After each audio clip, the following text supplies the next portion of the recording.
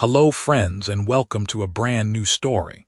In this episode, we'll be listening to the story of Owen and the alien queen Valentina. Sit back and enjoy the tale. I had joked that I would marry you, but then the alien queen suddenly appeared right in front of me. The long shot was not, by any reasonable measure, a good ship. She had been a good ship once, back when the paint still meant something, and at least 3 of her 4 thrusters agreed to fire in the same direction. But that era had passed the way all golden ages do, quietly, and while nobody was making the payments. Now she drifted through the outer nebula fields like a coin dropped into a fountain, and Owen sat in the pilot's chair watching his reactor gauge sink toward a number he privately thought of as the interesting one. "Talk to me, Jack," he said. From somewhere below the deck plating came a voice, followed by a clang, followed by a word Owen's mother would not have approved of. "She's dying, Owen. The reactor's dying. I keep telling her she's beautiful, and it isn't helping. Have you tried lying to her more convincingly?" "I've been lying to her for 6 years. That's called a marriage, and it's the only reason this ship still moves." Another clang. "We've got maybe 40 minutes of power, and about 30 of those are optimism." Owen leaned back and pinched the bridge of his nose. Across the cramped bridge, Cooper was hunched over the navigation console with the expression of a man reading a map in a language he'd invented that morning. Cooper was 19, technically a navigator, and technically lost at all times, in the way that some people are technically employed. He'd once gotten them lost on a station with only one hallway. "Cooper," Owen said, "please tell me you found us a lane out of here." "I found us 3 lanes," Cooper said brightly. "None of them exist, but I found them. That's the spirit." It was at this moment, as the reactor sighed and the lights dimmed to a color that suggested the ship was also reconsidering its life choices, that the console lit up with something new. A signal. Old, impossibly old, wrapped in a frequency Owen hadn't seen outside of museum manifests and the wilder sort of spacer legend. A distress beacon, patient and blinking, coming from a chunk of drifting wreckage the nebula had been politely hiding. "That," said Jack, climbing up through the hatch with grease on his face and hope nowhere near it, "is a very old signal." "It's a beacon," Owen said. "Beacons mean ships, ships mean parts. Parts mean we don't die in a pretty cloud, with our names spelled wrong on the incident report."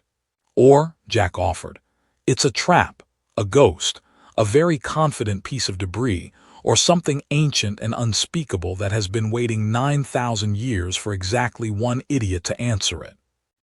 "Great, we happen to have an idiot." Owen was already easing the long-shot asterisk toward the wreck, coaxing the dying thrusters with the tenderness of a man defusing a bomb built by a comedian. "Cooper, keep us off the rocks." "Which rocks?" "All of them, Cooper, the general category of rocks." The wreck loomed closer, a spar of blackened metal older than any empire Owen could name, and at its heart sat a small object that pulsed with soft blue light.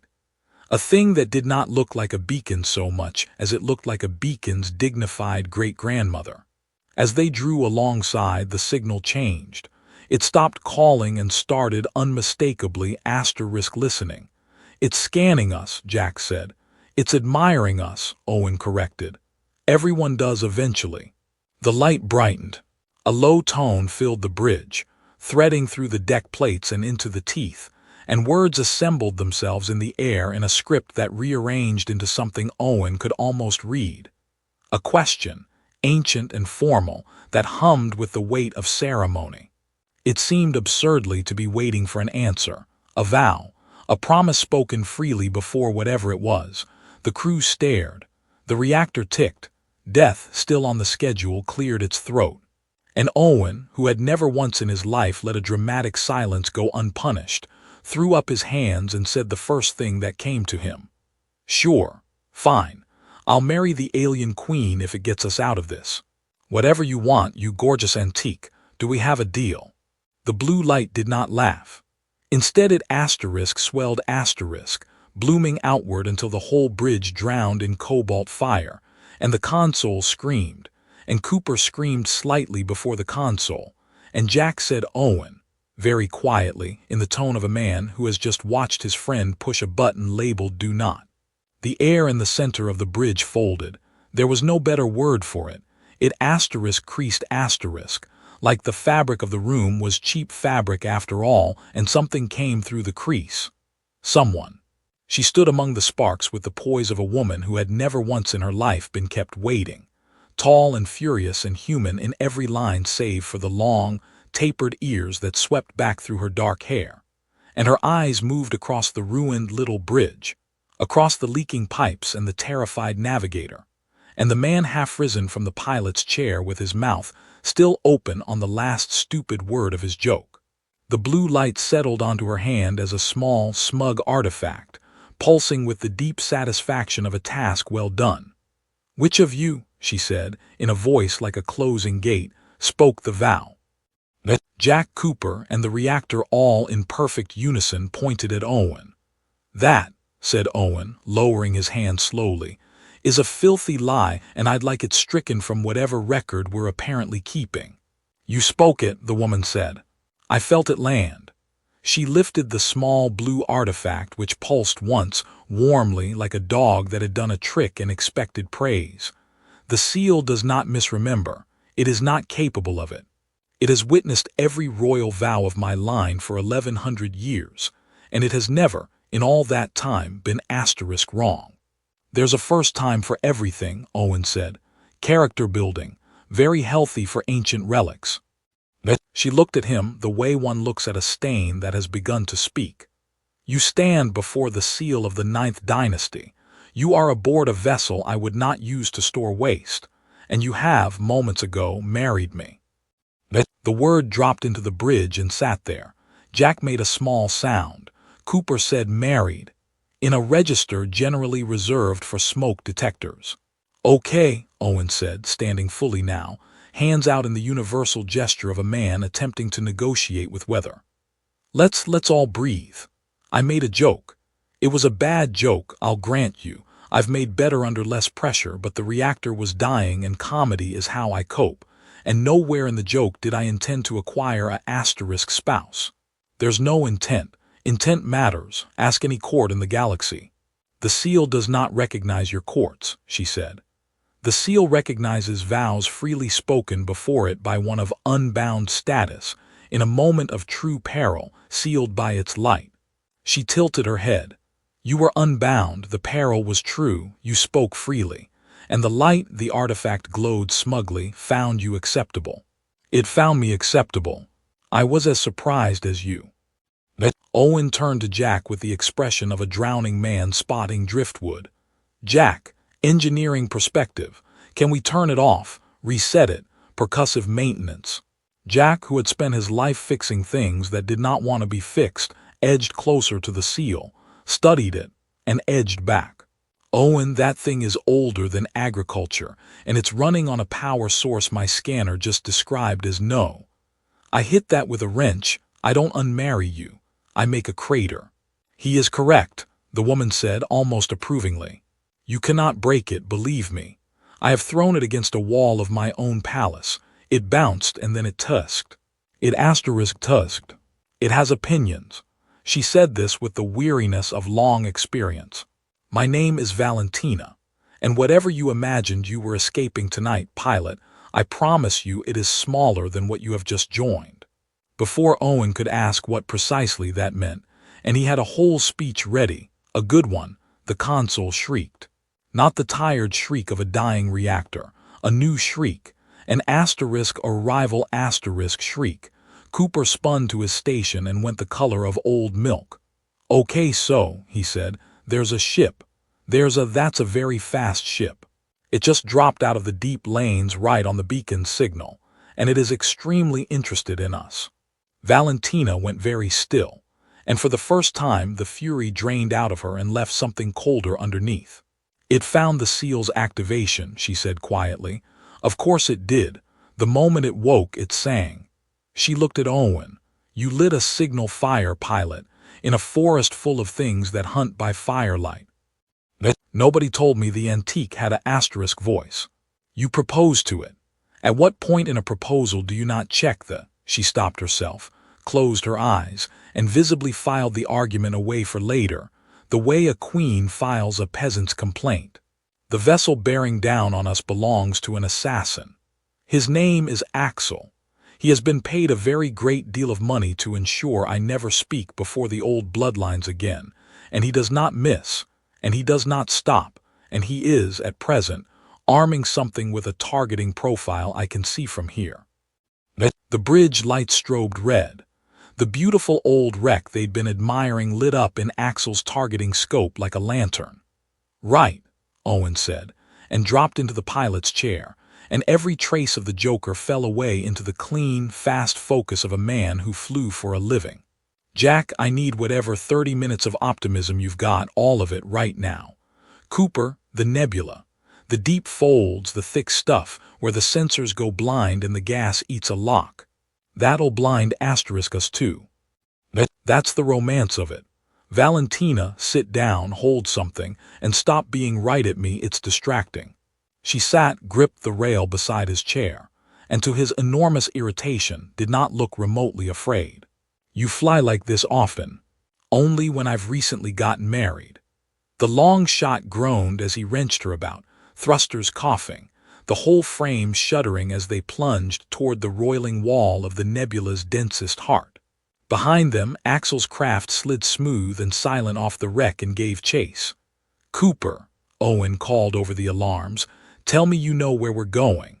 Cooper's hands flew across the console, sweat on his brow, 3 non-existent lanes glowing on his screen. He looked for one heartbeat, genuinely terrified. Then he grinned. "Owen," he said, "I have never known where we're going. Why would tonight be different?" And the long shot dove into the dark, dragging her brand new queen and her very old mistake down into the blinding blue. The nebula swallowed them whole. Outside the viewport, the universe became a bruise, blues and violets and sick greens curling past the hull, thick as soup, and just as good for seeing through.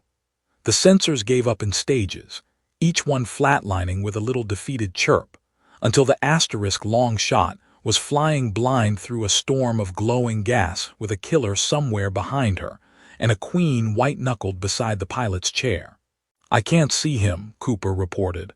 "That's good, right? If I can't see him, he can't see us." "That is emphatically not how anything works," Valentina said.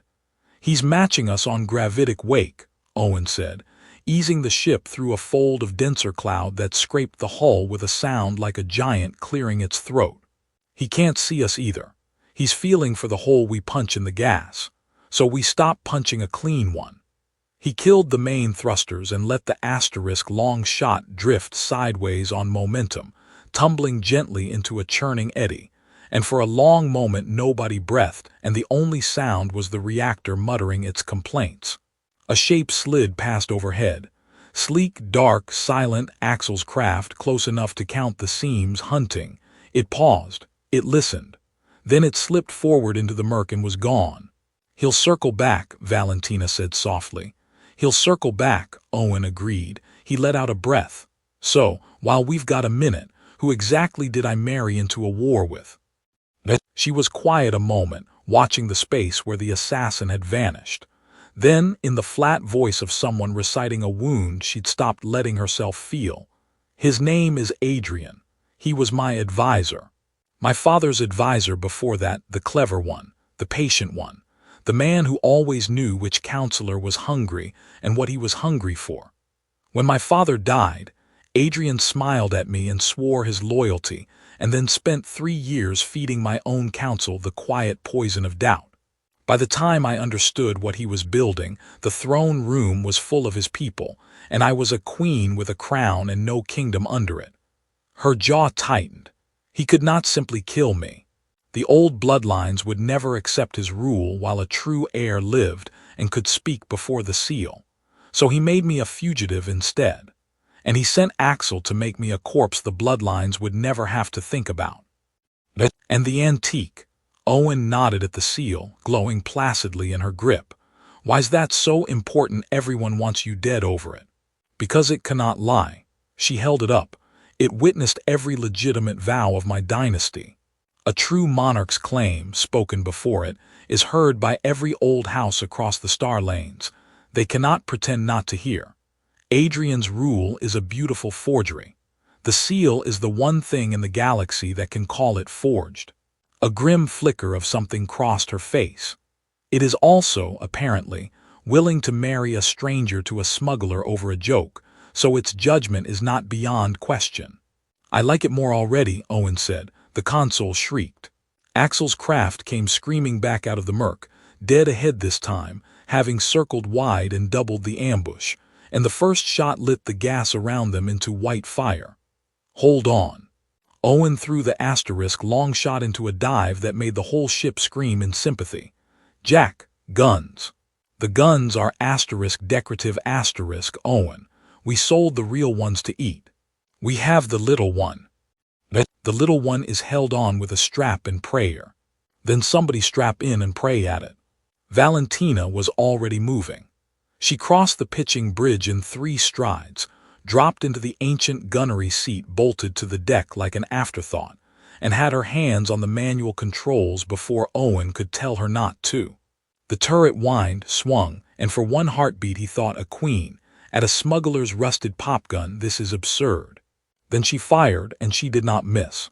The shot clipped Axel's craft across the nose and sent it skidding off its line, and Valentina tracked it through the smoke with the cold, unhurried precision of someone who had drilled at this since she was a child, adjusting for the gas, for the drift, for the way the whole ship bucked under Owen's flying.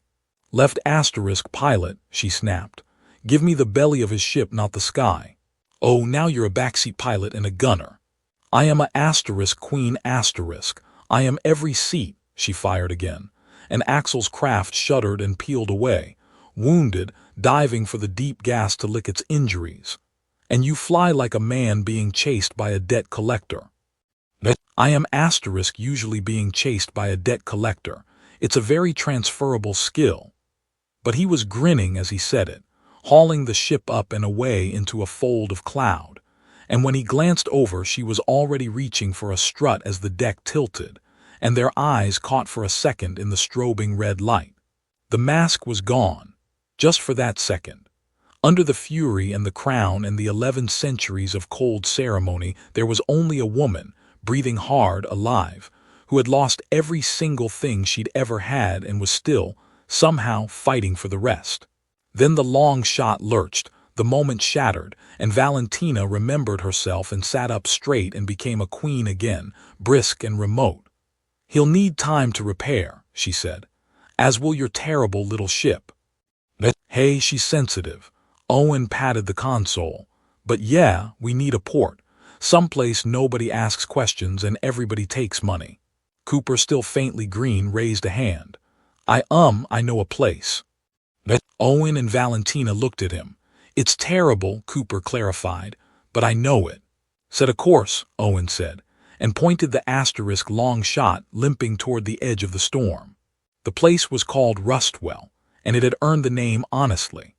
It clung to the underside of a dead moon like a barnacle with delusions of grandeur, a sprawl of welded-together hulls and salvaged station rings, lit by 1,000 mismatched signs advertising services that were technically illegal in every civilized system and a few uncivilized ones. The long shot limped into a docking cradle that groaned to receive her, and Jack was out through the hatch before the clamps had fully seated, running his hands over the scorched hull and making the low, wounded noise of a man reunited with an injured child. "She held," he announced, "barely. The reactor's stable, the hull's got a scar I'm naming after Axel, and I need parts I can only get from people who'll charge me my kidneys." He wiped his hands. "Give me a day. Don't let anyone shoot her while I'm inside her." "No promises," Owen said, "but I'll frown at them sternly." Which left the matter of Valentina, who could not exactly stride through the most notorious smuggler's den in the sector, looking like a deposed monarch with a galactic bounty on her head. Owen dug through a storage locker and emerged with a hooded work jacket that had belonged to nobody in particular, and she regarded it the way one might regard a bowl of live insects.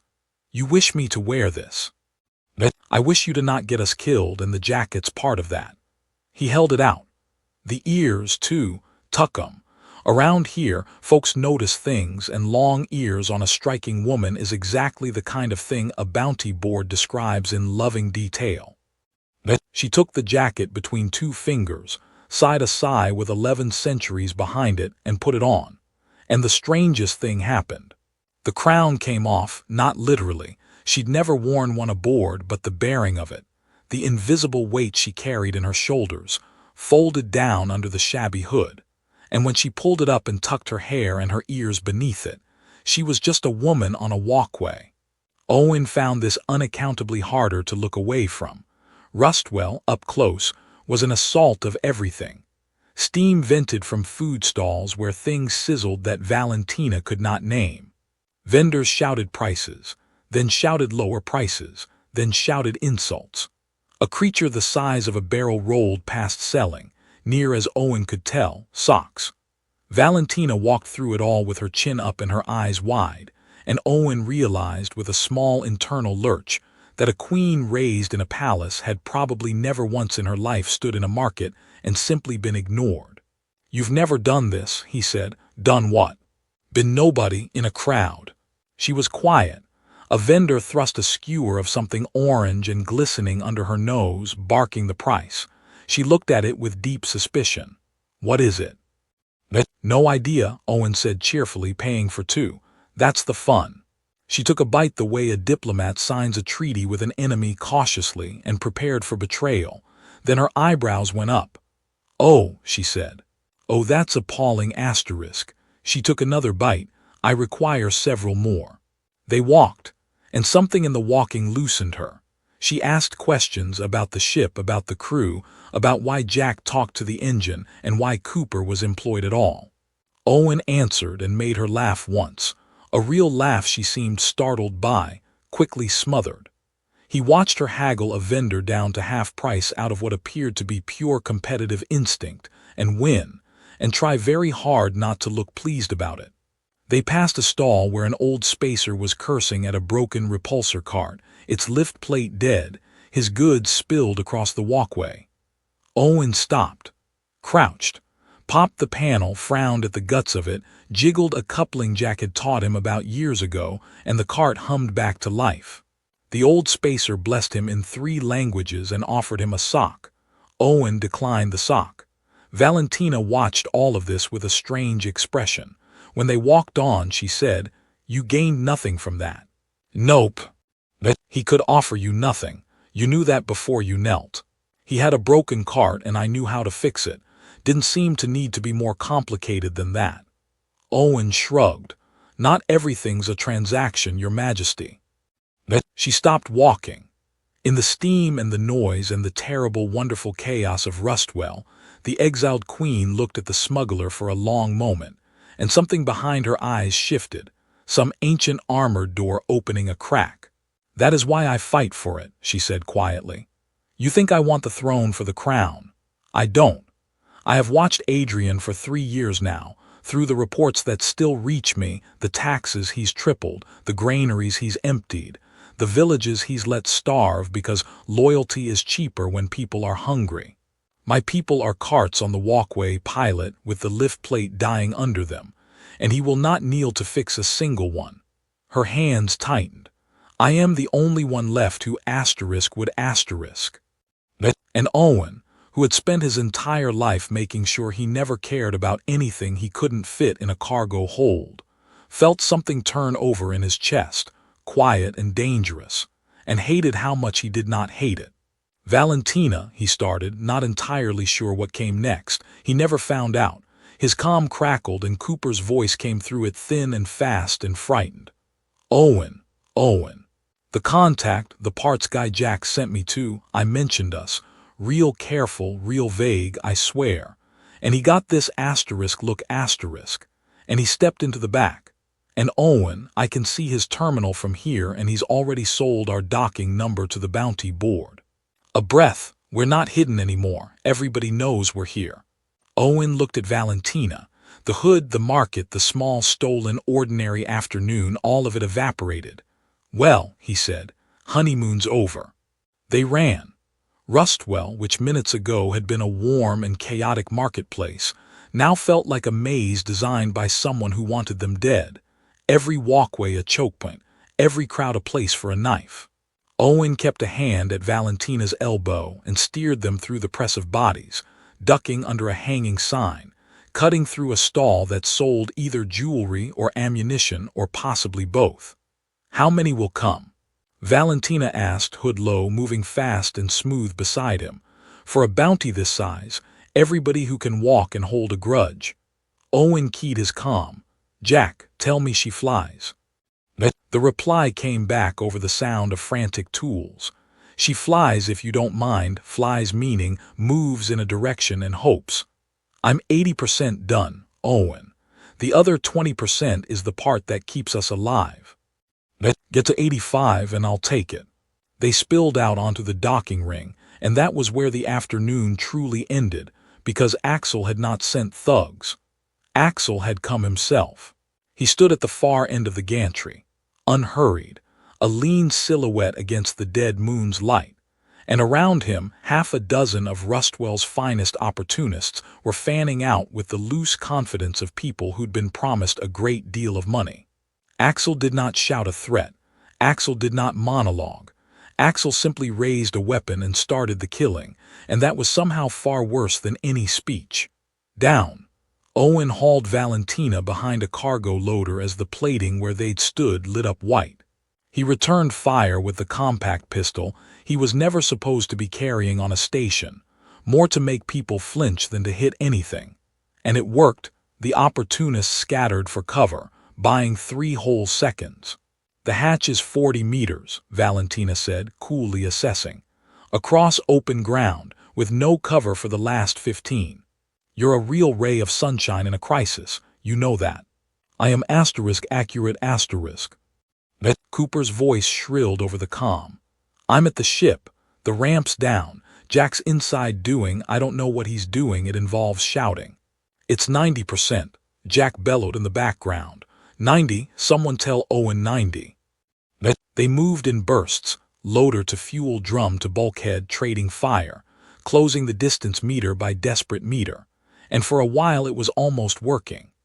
Then one of the opportunists, a broad woman with better aim than the rest, put a shot through the gap just as Cooper broke from the ramp to lay down covering fire for the last stretch, and the shot did not find Cooper.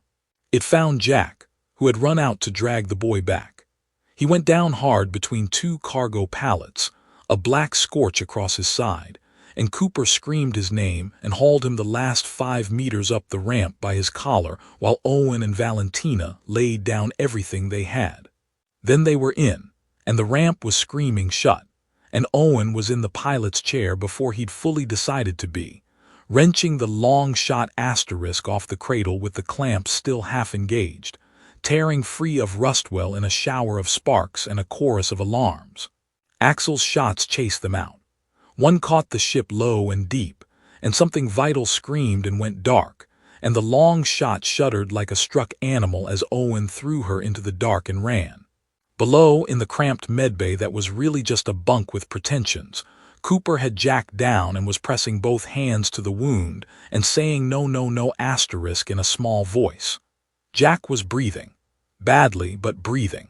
He caught Cooper's wrist. "Kid," he rasped, "you pull a stunt like that again, I'll haunt you. I'll get in the engine and haunt you from inside the engine." And then he passed out, which Cooper found less reassuring than the threats. Valentina came down the ladder, took in the wound, the boy, the blood, and her face changed. When she spoke, it was in the voice of a queen making a decision, and the decision was terrible. "Take us back." Owen's head snapped around.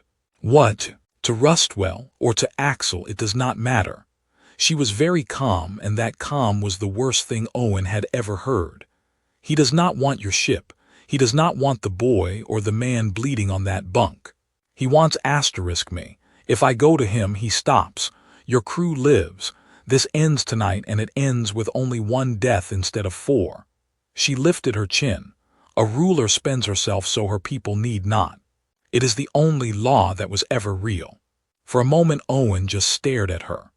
Then he set the autopilot with a slap, stood, and rounded on her with a fury she clearly had not expected, because it was not cold, and it was not ceremonial, and it did not care one whit about laws. "No," he said, "you do not command me.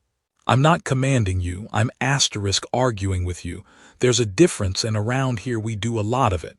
He stepped closer, and the words came out raw and unpolished and true. "You want to talk about the law that's real? You told me the real one.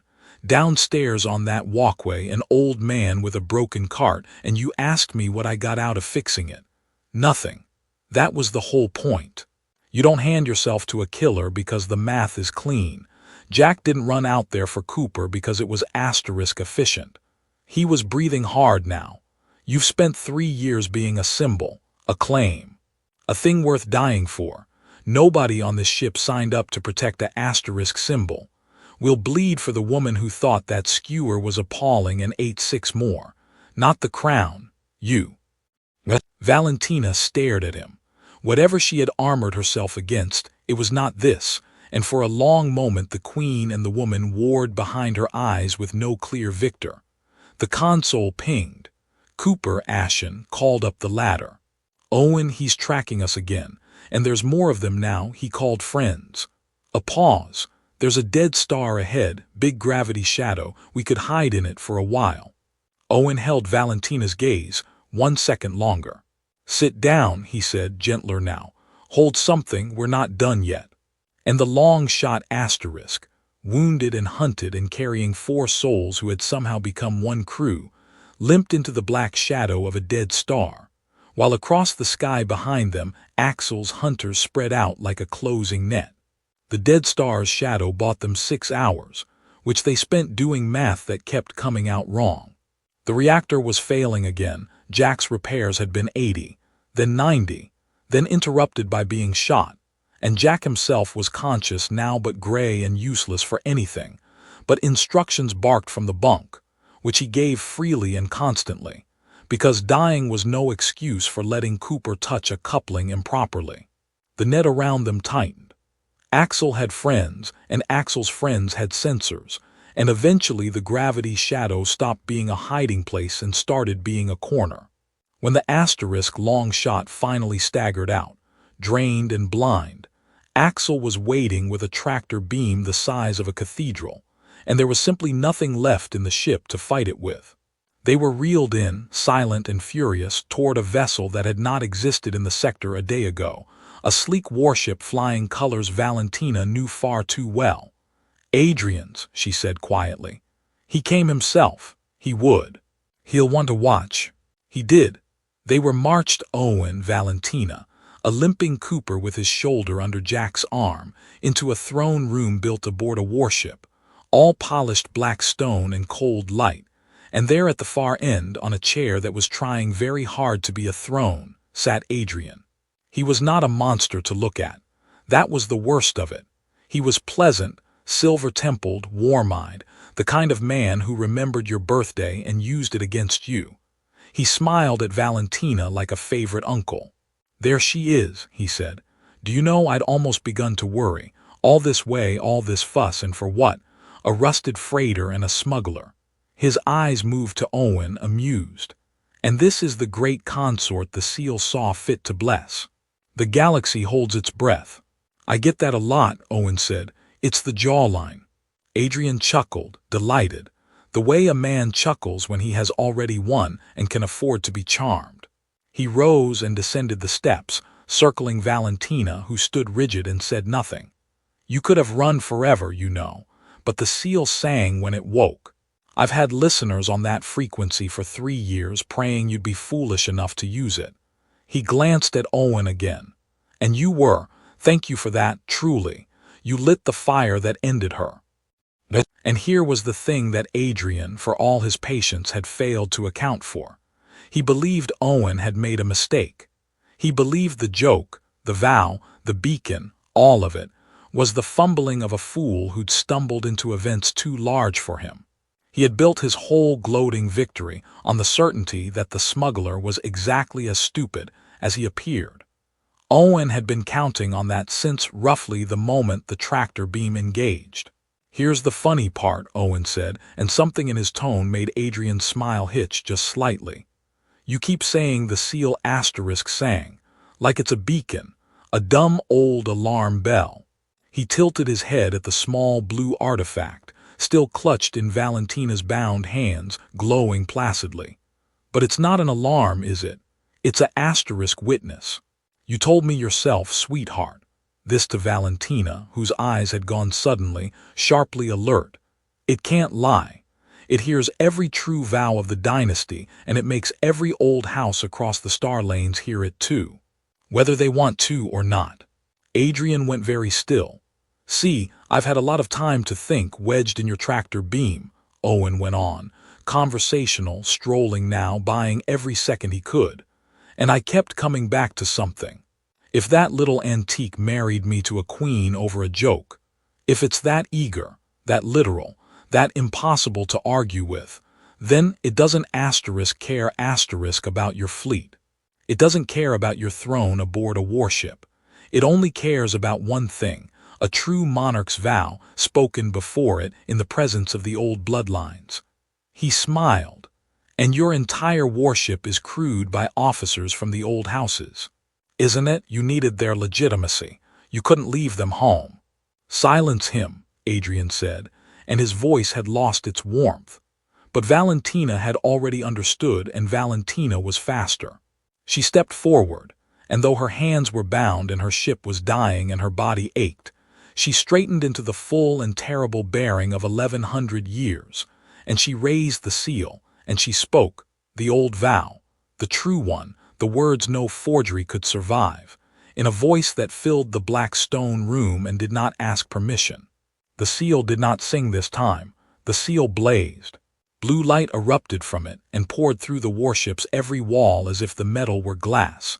And Owen knew, because Jack had rigged one last desperate miracle from his medbay bunk, patching the asterisk long-shot asterisk-S comm array straight into the seal's ancient frequency the moment they were pulled aboard, that it was not only filling this room.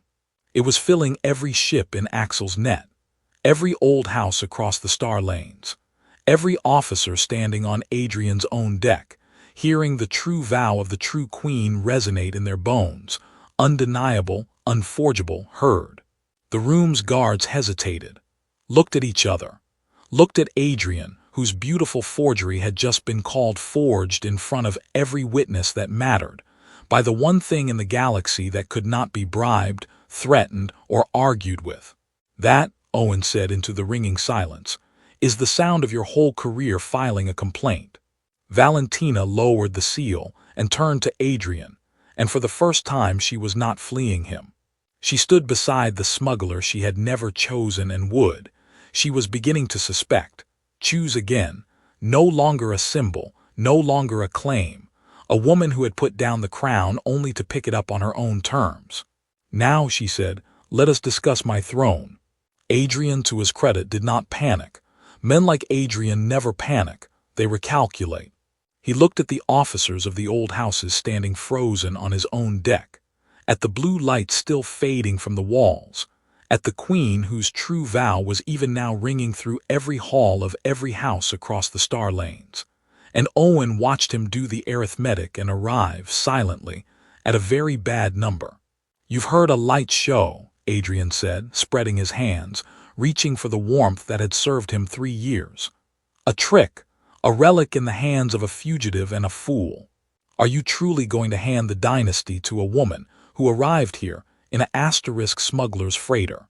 She arrived here, said the ranking officer of the old houses, an iron-haired woman who had not moved since the seal blazed, having spoken the true vow before the seal, which I felt in my asterisk teeth asterisk, counselor, as did every house from here to the throne world.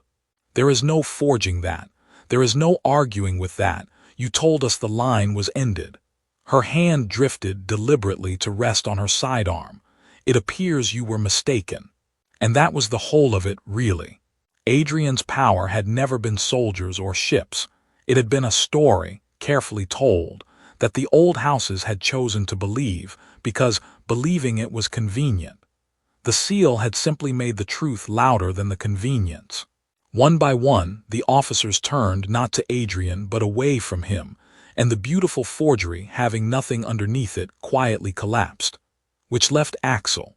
Axel had watched all of it from the doorway with the flat patience of a man for whom politics was weather. When Adrian's guard stepped back and Adrian himself sagged, unmade, the assassin simply holstered his weapon. "Contracts void," Axel said to no one in particular. "Client's not a client anymore. Can't kill a queen for a man who isn't paying." He looked at Valentina, then at Owen, and something that was almost professional respect crossed his face. "For what it's worth, you fly like a man being chased by a debt collector." "I've told him that," Valentina said. "Everyone tells me that," Owen protested. "It's a style asterisk." Axel was already leaving. Cooper, watching the galaxy's most feared killer stroll casually off the deck, made a small sound and said, Is that allowed? Can he just leave?" And nobody had a good answer, so they let him go. And to Owen's knowledge, Axel spent the rest of his days doing exactly whatever Axel wanted, which was probably the safest arrangement for all concerned. The days that followed moved fast. Valentina's return spread ahead of her like a tide. Villages that had gone hungry under Adrian heard that the true queen lived, and the throne world's gates were open before her ship. A proper ship, offered by the old houses, ever reached them. Adrian was given to a court that was suddenly very interested in 3 years of emptied granaries. The carts of her people, so many broken lift plates, began, one by one, to hum again. And Jack lived. It was touch and go for a week, and he spent most of that week complaining that the throne world's finest royal physicians didn't know a thing about real injuries and could they please stop hovering, and then demanding to know who was maintaining the long shot in his absence. And then, upon learning it was Cooper, attempting to discharge himself out of sheer terror. Cooper, for the record, had done fine. Cooper had grown about a decade in a week. Owen told him so, and Cooper got something in his eye, and they never spoke of it again, which is how such things are properly handled.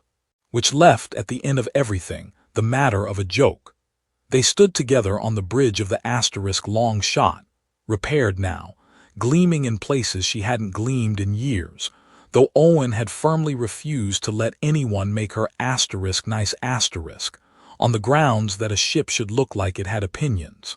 Valentina had traded the borrowed hood for her own colors again, a queen restored, and the seal sat on the console between them, glowing with what Owen had decided was smugness. "So," Owen said, "you've got your throne, your houses. A whole planet that needs a queen who kneels to fix carts."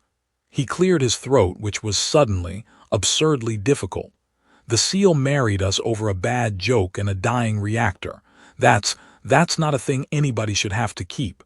So, if you want it undone, I imagine even that antique can be reasoned with, and I'll fly off and be a story you tell at boring parties."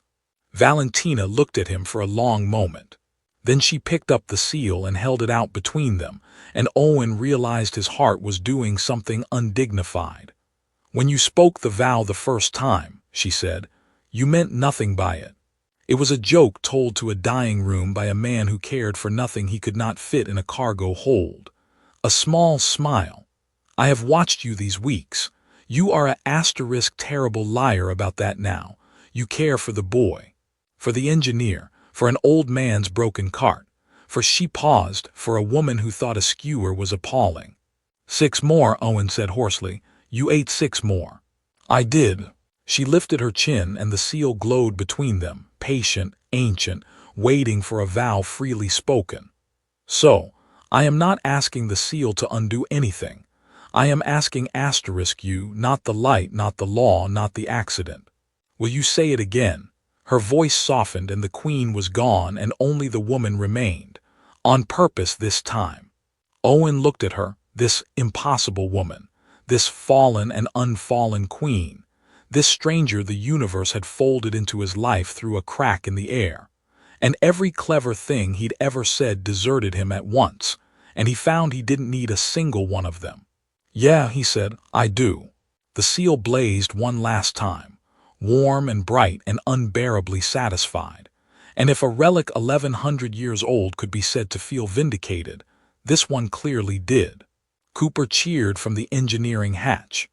Jack, from his convalescent bunk below, hollered something about finally and demanded to know if this meant the ship got royal funding for a new reactor. And Owen, the quick-tongued pilot who had cared for nothing and now cared for everything, put his arm around his queen on the bridge of his battered, beloved, opinionated ship and laughed as she laughed too freely for the first time in years. While beyond the viewport the star lanes opened wide and bright, and the long shot pointed her scarred nose toward all of it and flew. The end. We've reached the end of another sci-fi traveler's story, friends. Please don't forget to hit the like button, leave your thoughts about the story in the comments below, and subscribe to our channel for more stories. See you in our next story.